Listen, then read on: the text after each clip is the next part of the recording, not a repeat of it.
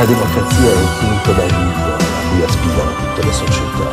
Eu combati tipo de arquitetura que não exprimia o concreto armado.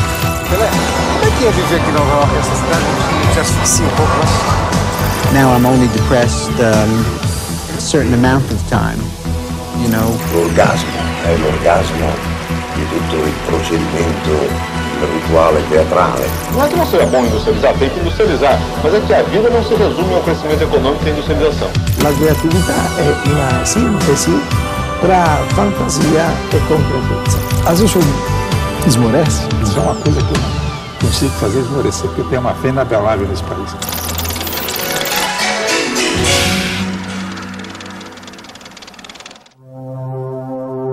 Inovação, criatividade, empreendedorismo, impactos sociais e econômicos das tecnologias de informação na sociedade. Esses são alguns dos temas que o professor Silvio Meira, considerado um dos principais nomes na área da ciência da informática no país, vai abordar nos programas de hoje e da semana próxima.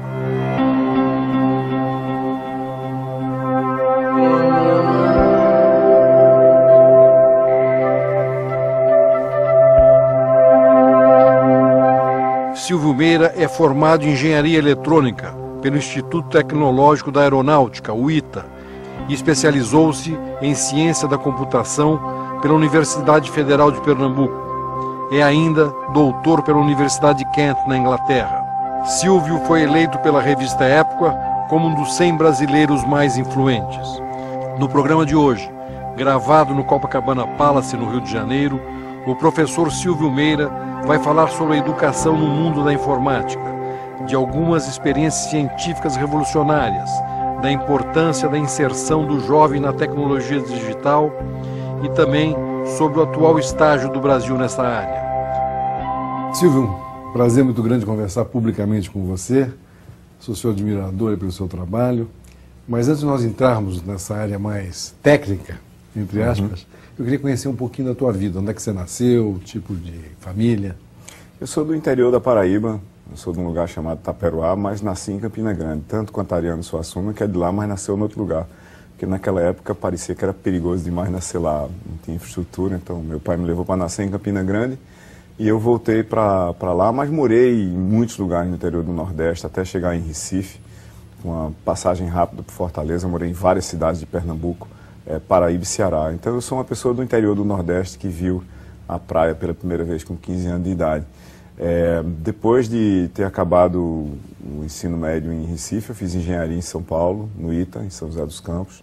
Voltei para Recife, fiz um mestrado, uma pós-graduação em ciência da computação.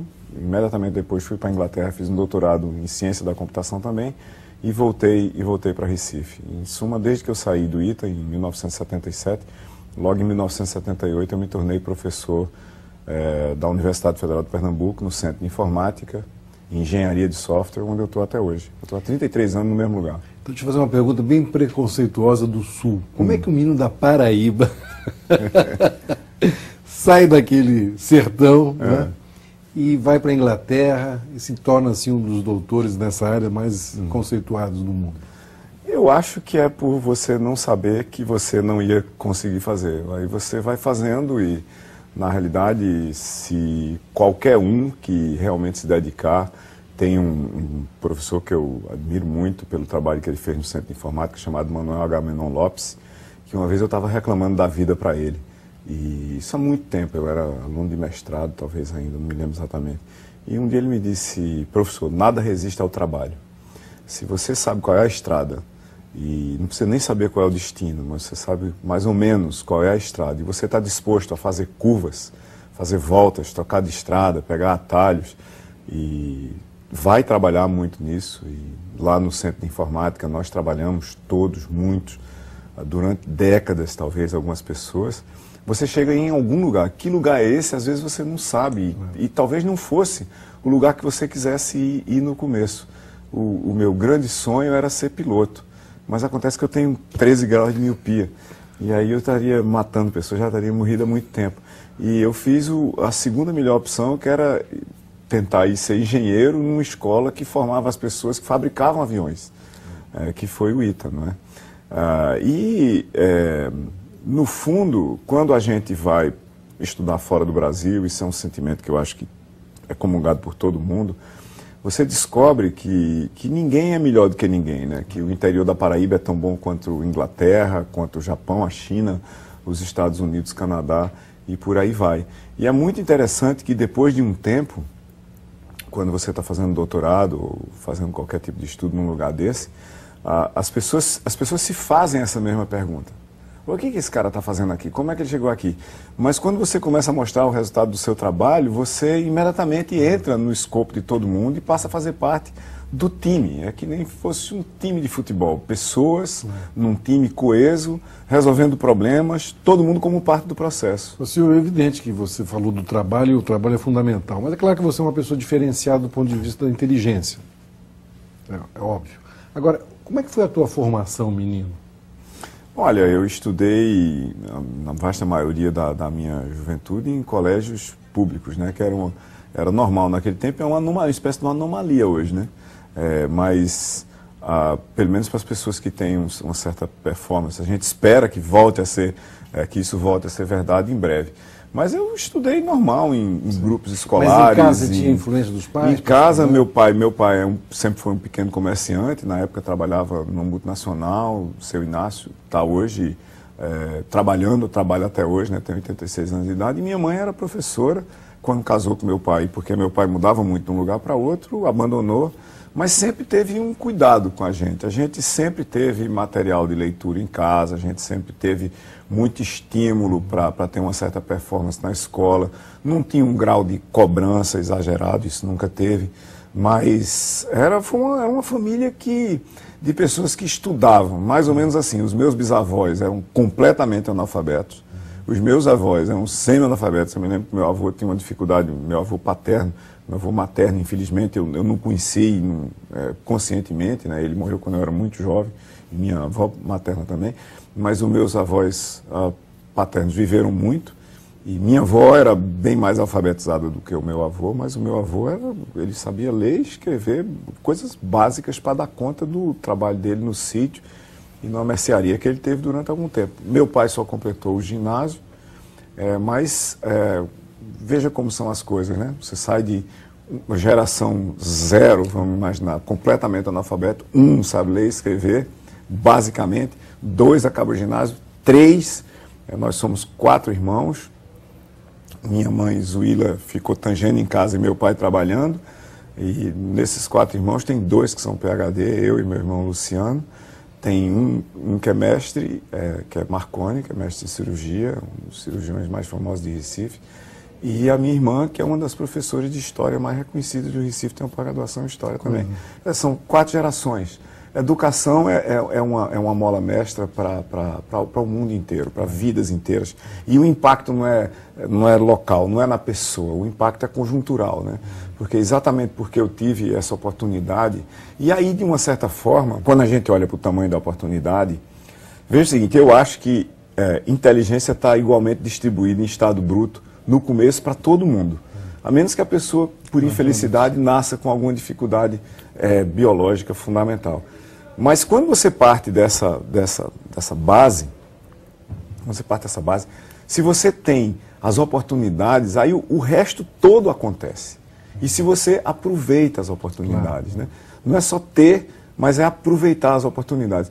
E eu acho que foi isso que aconteceu para uma geração como a minha, de filhos do interior do Nordeste, que eu conheço dezenas que estão no topo da sua profissão, aqui no Rio, em São Paulo, em Brasília, fora do Brasil, dezenas deles também, em função dessa história de como é que você pega inteligência em estado bruto e põe educação. No meu caso, na minha formação pessoal, foi fundamental para mim eu ter pego uma hepatite, né? Eu fiquei doente de hepatite num certo estágio da minha vida, e meu pai pegou um vendedor ambulante de enciclopédias e comprou o tesouro da juventude que ele estava carregando de amostra. Eu li muito. E eu li... 18 volumes azuis, né?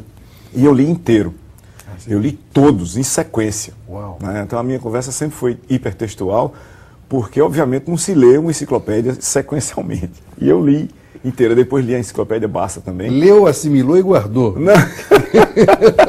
Então, veja, eu perdi essa enciclopédia, esse tesouro da juventude, que é, para o pessoal da nossa idade, é um livro mágico, né? Porque era talvez a única fonte consolidada de conhecimento da época, era uma espécie de uma Wikipedia, né? Ou de uma enciclopédia britânica, né? Condensada ali. Eu perdi isso na cheia de 75. Eu só consegui, em Recife, né? Teve uma mega cheia, e eu só consegui uma cópia de volta da mesma edição em 1998, por aí, que eu comprei num sebo em São Paulo, já aí usando a internet para descobrir o sebo, a cópia da enciclopédia, comprei, paguei, mandei boleto, vim lá para casa, e eu tenho guardado num lugar, tenho um filho de 10 anos, Pedro, e até hoje ele nunca mexeu. Foi teu turning point, a tua virada. Foi a minha virada. Ele está quase na idade que eu comecei a ver essa enciclopédia, quando eu tinha 11 anos de idade. Ele está quase na idade de começar a pegar a enciclopédia, mas para proteger a enciclopédia dele, que obviamente hoje tem um valor apenas histórico, ela fica guardada na minha sala da universidade. Ô Silvio, você falou na educação, né? O nosso mundo, você não, porque você está num mundo já na frente, mas o meu mundo acabou. Começou um mundo novo. Que mundo é esse que começou? Olha, se a gente for olhar para as plataformas sobre as quais a economia e a sociedade funcionam, a gente pode observar que elas foram criadas a partir de ondas de inovação. Você pode começar lá na 1750, por aí, com a onda de mecanização, com o comércio, como a gente entende hoje, né? E você ir progredindo com essa coisa, por exemplo, 100 anos depois, você tem máquinas a vapor e ferrovias, aí lá pelo começo do século XX, você tem eletricidade, que começa a se imiscuir na sociedade, e o motor, a explosão. Ali pela época da Segunda Guerra Mundial, você tem uma onda de inovação de eletrônica e aviação, que conecta o mundo muito mais rapidamente e começa a possibilitar a automação de coisas, inclusive aviões maiores, navios maiores, o começo da informatização das empresas. Depois você tem uma onda, em cima dessa onda de eletrônica e aviação, você tem uma onda de software e redes. Essa onda de eletrônica, ela começa a fazer, a partir da década de 70, ela começa a maturar e produzir os componentes essenciais para os computadores, primeiro aqueles gigantes de muito grande porte, depois eles vão diminuindo de tamanho, vão entrando na vida de todo mundo, e de repente a gente dá para eles, em larga escala, múltiplos propósitos, porque cada peça física passa a ter uma multitude de funções e nós as conectamos com redes.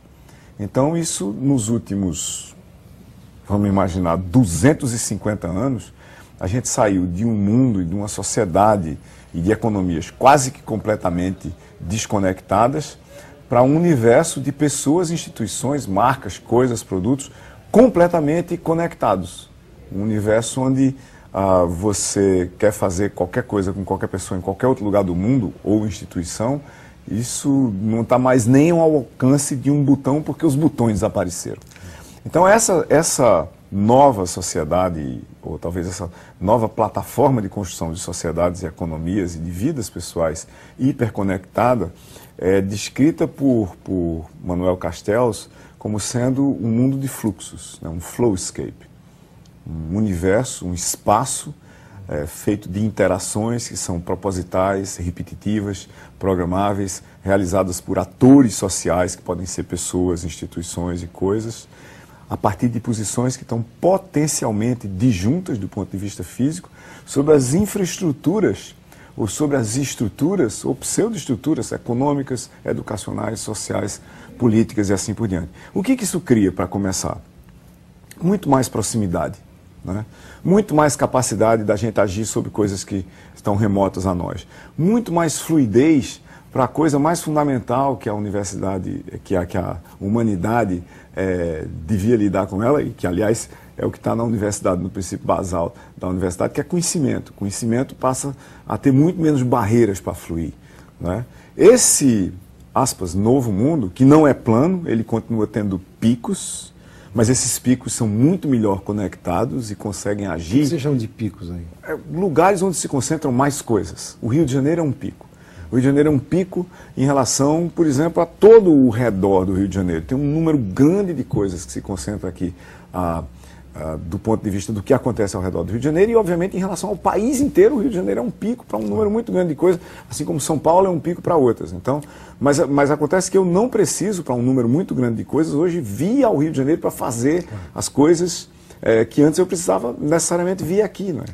Então, esse universo conectado e cada vez mais, principalmente conectado a partir de conhecimento, conectado a partir de informação e das transações que a gente pode fazer com isso, cria um conjunto completamente novo de possibilidades. Pois é, como é que o jovem deve se inserir nesse mundo? Estudar como hoje? Olha, quando você tem uma onda de inovação muito forte, nós estamos vivendo talvez o auge dessa onda de inovação de software e redes, nos preparando para uma onda que tem que quase que necessariamente ser de sustentabilidade, que a gente vê ela aparecendo de várias formas na economia e na sociedade. O problema é você voltar para estudar os fundamentos. Quais são os fundamentos das coisas? Se eu me concentrar numa época que tudo está movendo muito rápido, e eu estudar como é que objetos funcionam e me tornar especialista em coisas que são a superfície da mudança, eu vou ter problemas em todas as áreas. Se eu me concentrar na superfície e esquecer quais são os fundamentos, eu vou começar a ter um problema radical, porque a superfície muda muito rápido. Mas ela reutiliza aqueles mesmos fundamentos o tempo todo.